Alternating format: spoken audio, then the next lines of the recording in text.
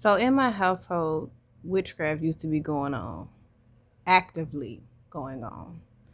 Um, we used to be in here casting spells and all that. Not anything to hurt anybody. Every time I mention this type of stuff, I always gotta give a disclaimer. We was never doing anything to try to hurt anybody, but we didn't realize we was hurting ourselves. Even if we wasn't hurting anybody, we was hurting God's feelings. Dibbling and dabbling and playing and stuff we ain't got no business. Um, Crystals and lighting these candles and doing this and doing all that types of stuff. So basically, at some point in time we end up getting a road to Jericho. I think it's still in my living room right now. But my mom last night, she came to me, she said, Do you still are you still cool with the road to Jericho? Like, all this other stuff we've been getting rid of and you know, because we don't need like why do we need all that extra stuff? Like we are growing our faith and growing our relationship with Jesus. Like why do we need all this extra stuff? So basically,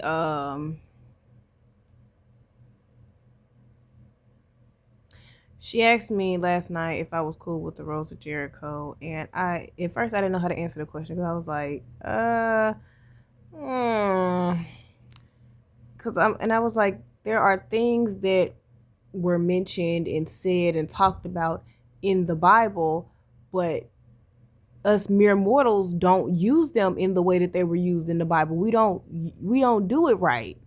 We do it wrong when we use things outside of how God made them and they were meant to be used, then it becomes witchcraft. Going outside of the bounds of what God has set. That is what turns it into witchcraft. So trying to use this Rose of Jericho to bring or flow in money, which it never worked, but to bring in and flow in money and stuff like that, it's just something else to give credit to that other than God. Jesus is my financial advisor. He is the one who is in control of my finances. If Jesus want me to have $300 today, I'm gonna have $300 today. If Jesus want me to have $12 tomorrow, I'm gonna have $12 tomorrow. If Jesus want me to have $50,000 this week, I'm gonna have $50,000 this week. If Jesus give me $50,000 and tell me go and give half of it to a homeless person, then guess what I better go do? Or I ain't gonna get no more. He might tell me go get $50,000 to, not 50,000, go get half of the money, $25,000 to doggone homeless man. I go get $25,000 to the homeless man, and I might get blessed with 3 times what I just gave away, 3 times what I started with. Like, come on now.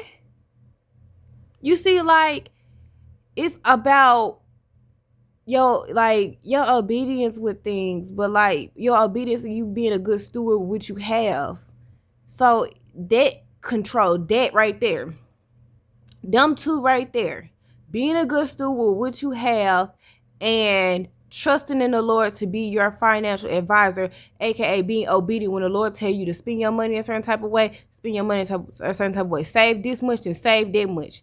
So that right there, like, it makes a big difference. So if you out here just willy-nilly just doing whatever you want to do just because you won't do it, like, no, you not gonna have no money, or you always gonna be in a drought. But if you doing what you supposed to do, then you gonna be good. So when I'm basically saying all this to her, like, no, and I'm like, why do people be using the Bible and witchcraft at the same time? Like, they will be sitting there reading the Bible and doing witchcraft at the same time. And they used to have me on TikTok, because I used to be on this side of TikTok where they tell you to do stuff like that and think, oh, well, they reading Bible verses. Why they doing? They reading Bible verses over it. So, it can't be that bad. No, it's that bad. I just seen the video yesterday. This lady who I follow, use a blue candle. Talking about you use this blue candle, light a blue candle, and you pray this Bible verse over it, and it's for protection, and it's for this, and it's for that. My protection is Jesus Christ. I don't need no blue candle for protection. I could just read Psalm 91. I can just read Psalm 91, Psalm 109. I don't need no candle for no protection. I don't know if that's even, and I haven't read the whole Bible, but if that's in the Bible somewhere, let me know. Let me know. Because I ain't read the whole thing there. But I don't think that's in there nowhere. I don't think so. But if I'm wrong, let me know. I'm still not going to be over there doing it. I'm not finna be playing with no candles no more, because that's the type of stuff that I used to do. I be sitting here saying, well, I be wanting to stretch and stuff. Like, I be wanting to do different types of stretches for my body, because it's good to stretch. I'm scared to do it, because I used to do yoga.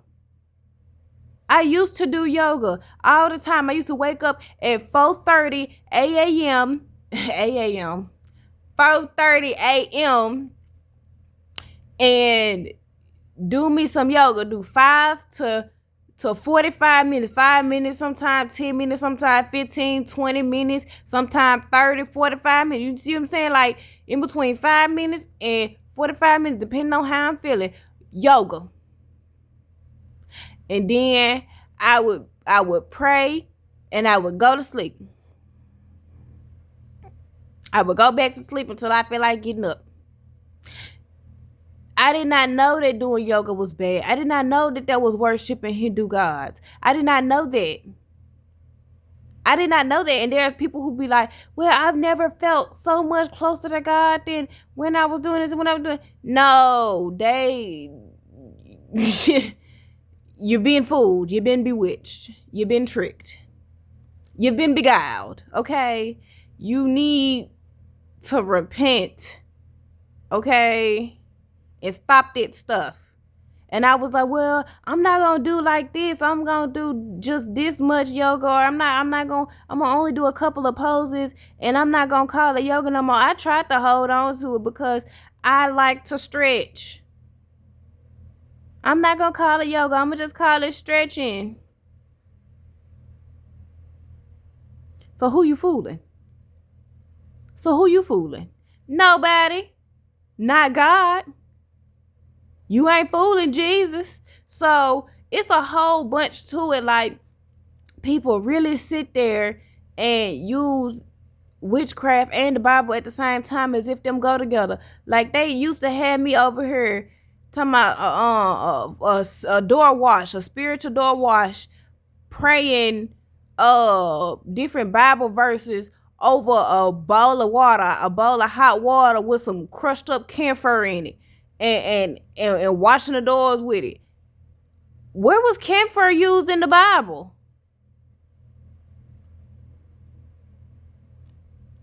Where was camphor used in the Bible?